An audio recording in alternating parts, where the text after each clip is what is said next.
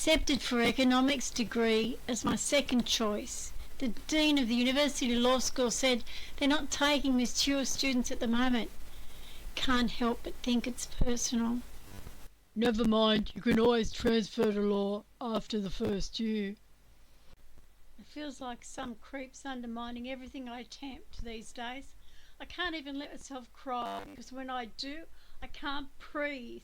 You remember when I had that illegal surgery? Remember when I told you I woke up in that illegal surgery? Gotta hurry, else I'll be late for Toastmasters. It'll be really fantastic to meet some nice people for a change. See you later. I'm New South Wales Police Detective Paul Shit for Brains Shields, and we got some intelligence that says you're a bikey hooker and use faked your own death back in 1984. Are you talking to me? That you in it? I can't see it. You'll need to bring it closer. I haven't got my glasses. It looks like me. That's not my name. Shields? Are you Martin's brother? Martin, is this idiot your brother? No one's gonna believe you here. Show us your ID papers, or else. What are you talking about? You've got to be kidding! Is this your idea of a joke? Okay, so who put you up to this? Hey, 15. That's when I was raped by those cop kids. You bastards. You'll show me respect, you little bitch, or I'll slap you down here and now. If you've got no driver's license on ya, Madam Leanne Walters, these blokes are gonna arrest you, you dirty rat. See. It'll be long time before yous get any sunlight on ya face, ya filthy bikey mall whore. This is my driver's license. I passed it when the RTA was up the road in Lindsay Street, Campbelltown.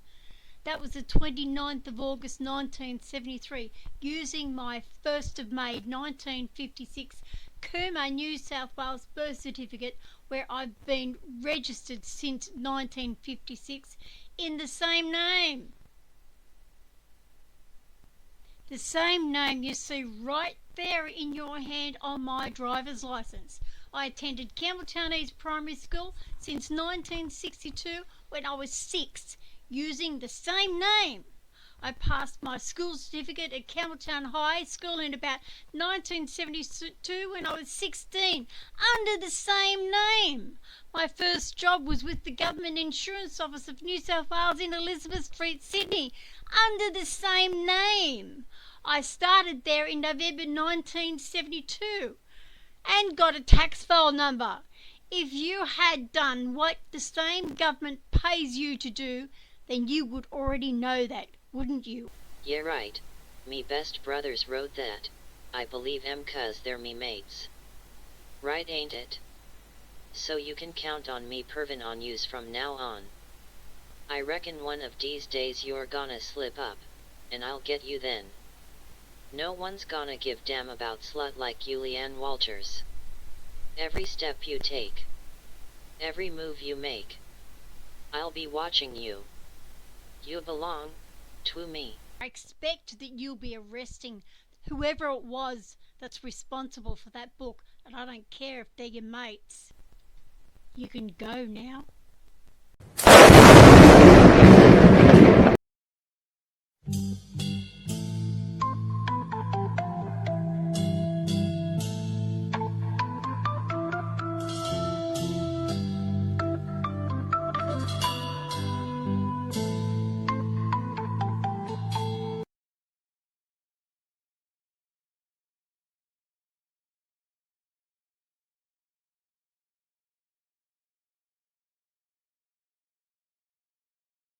People shouldn't be killed just because they have an opinion or just because they've experienced something supernatural.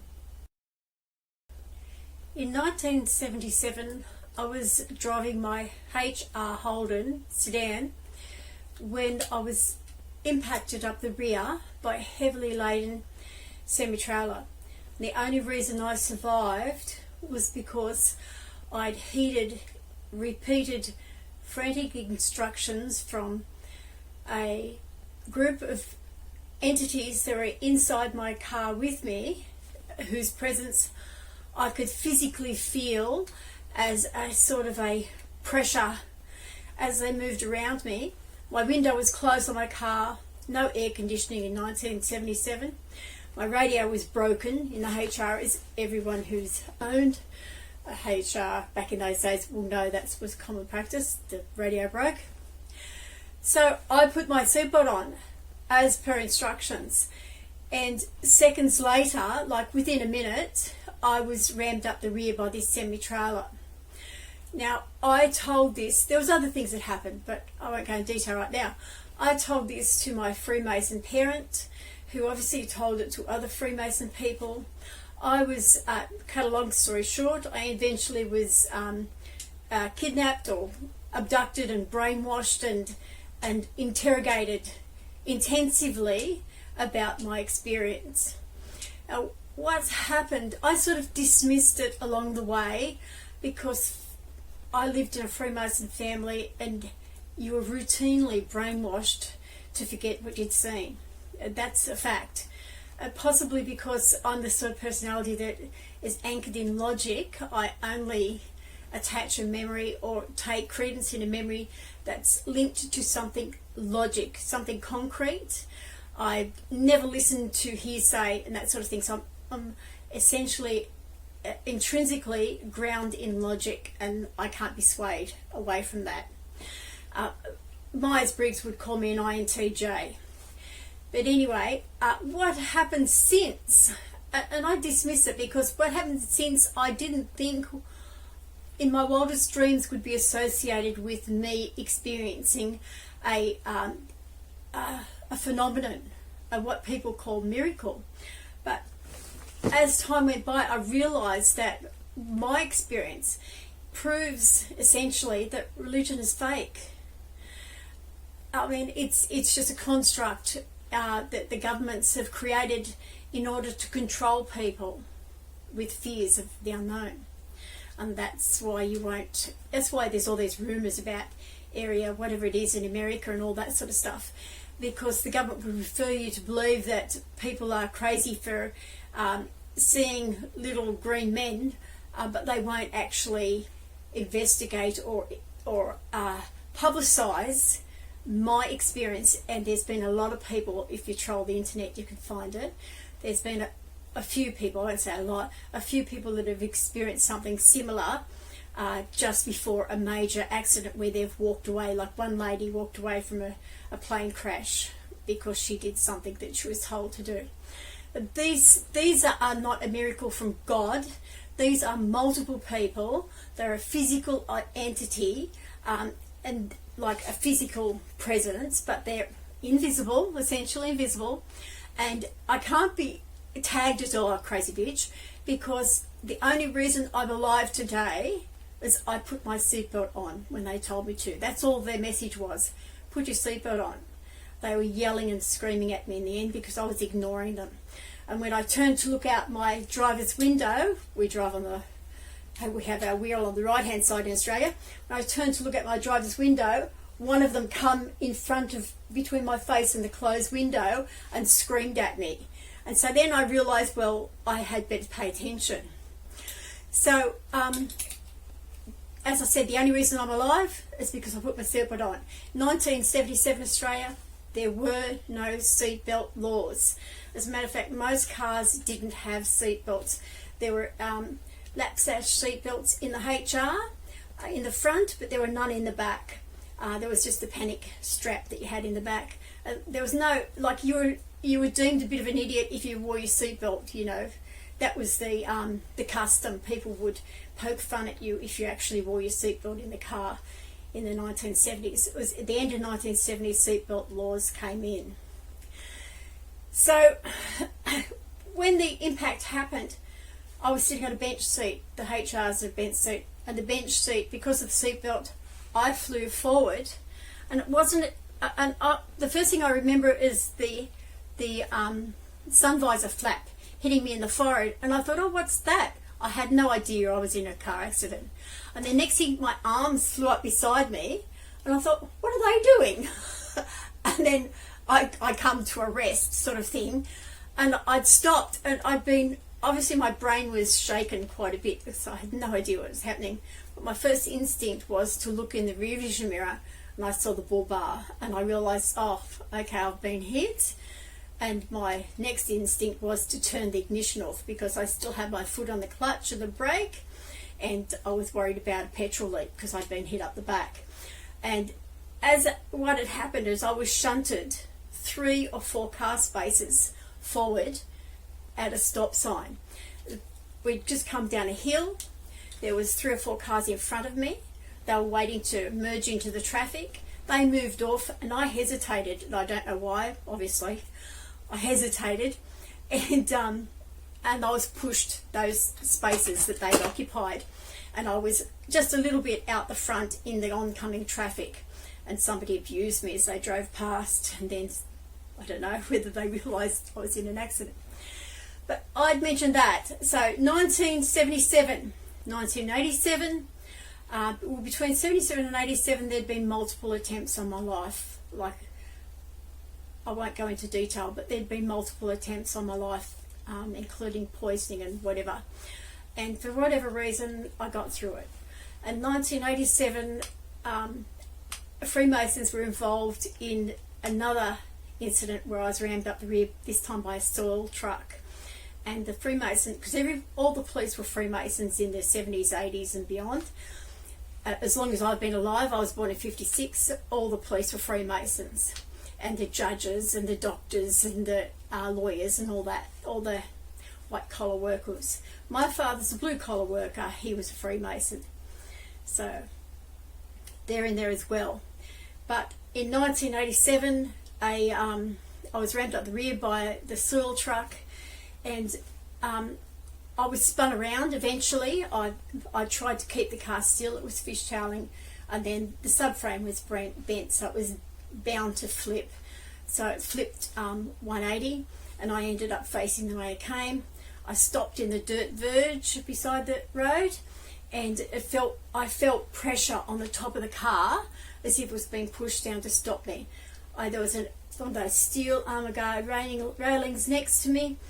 You could stick your finger in, that was it, the finger in between the car and the armor guard railing. I didn't hit anything, like I stopped completely to rest. A car that was coming the opposite direction towards me swerved off the road and rammed into the rear end of the armor guard railing behind me and impaled himself on, like his radiator impaled himself on the end. He didn't hit me. The police charged me for negligent driving. I was rammed twice by the soil truck. He hit me once, I was going okay, and hit me again, and that's what caused me to fishtail across the road. So that, in my mind, was an attempt to kill me. That was the 30th of June 1987, at the same time in the Penrith Courthouse, District Court I believe. The men charged with the shootings on Father's Day 1984, Milpera, were being sentenced or having a final hearing in the court on the same day. So I didn't know at the time. I had no idea I'd been written into this particular incident until about 1994, when 3 police officers attempted to arrest me during a Toastmaster meeting in Campbelltown, New South Wales. My truck accident was on between the Campbelltown-Camden Road in New South Wales. Before they put the new overhead bridge, it was the temporary intersection at that new overhead bridge coming off from the MacArthur Bridge at Camden, and I was to go right to Campbelltown, and that's why I was at the stop sign. The 1987 accident was on Catherine Fields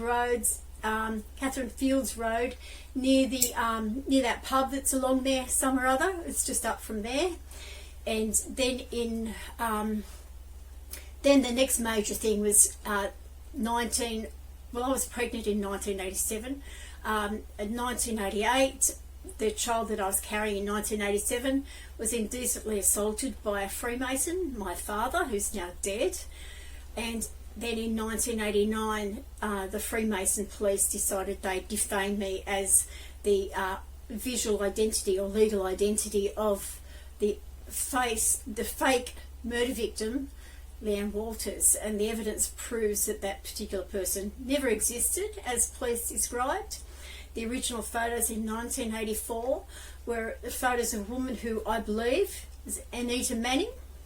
The circumstances and the photographs of Anita in 2014 from Bargain Hunt give a very striking likeness to the mature woman of the teenager that was in the 1984 Sydney newspapers, The Sun and the Mirror. And the particular front page of The Sun, the first day after Father's Day in 1984, had a photo of the woman who I believe is Anita Manning, and she has telltale scar on her throat from whatever that procedure's called. I'd have to look it up because it starts with now. And her current photos that I got off Bargain Hunt, I was just watching on TV, and I took a photo of her for her hairstyle, simply to establish that that was the hairstyle that people wore in those days.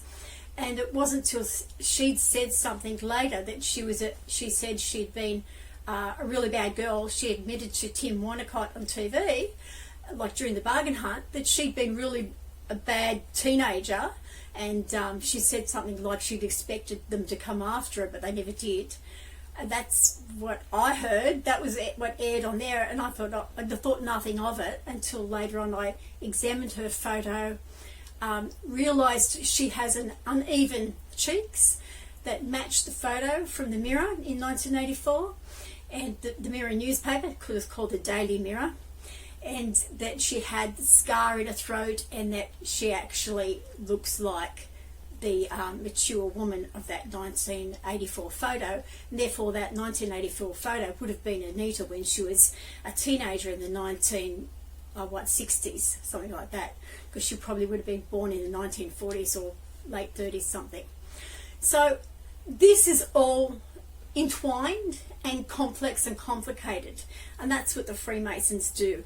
They complicate things, and they use a lot of subterfuge. They put other people in the forefront of the harms that you experience, and they're in the background giving instructions, and then so you're angry at the person in the foreground, but they're really like making the bullets, as they say, while the other person you're talking to is firing them, metaphorically. So basically this whole thing, what I'm trying to get at, and I hope I'll be cutting all this out, what I'm trying to get at is that I think it's about time Hollywood actually did something to expose these acts of terrorism, because my incident is not a single incident in America themselves. The 2014 incident involving Joan Rivers, where she'd mentioned something about Barack Obama and his wife, and then something that was rather controversial and damaging potentially politically damaging. Within 6 weeks she was dead by a criminally negligent action of multiple physicians during a very minor surgery, and they had been negligent, predictably doing things that would have caused her death, multiple things. So to me that's conspiracy to murder. You just look at the evidence. I mean, murderers aren't going to give you an affidavit and said, yes, okay, I killed someone because of this. Right? You look at a murder, you look at the circumstances, and you look at the evidence. When you look at a death, you look at the circumstances, and you see, well, this looks suspicious, you know. I believe Joan Rivers was killed as an act of terrorism. I believe I've been surgically raped as an act of terrorism. And I think it's about time, because I can't get my matter in court. Despite the multiplicity of evidence I have, I can't get my matter in court. So I think it's about time Hollywood stepped up to the plate and did some sort of documentary on these things. Ideally, I would like a full-length mini-series to go and cover all the events that have happened, to open people's eyes and force our constitutional democracies to enforce local terrorism for a political cause. I mean, people shouldn't be killed just because they have an opinion or just because they've experienced something supernatural.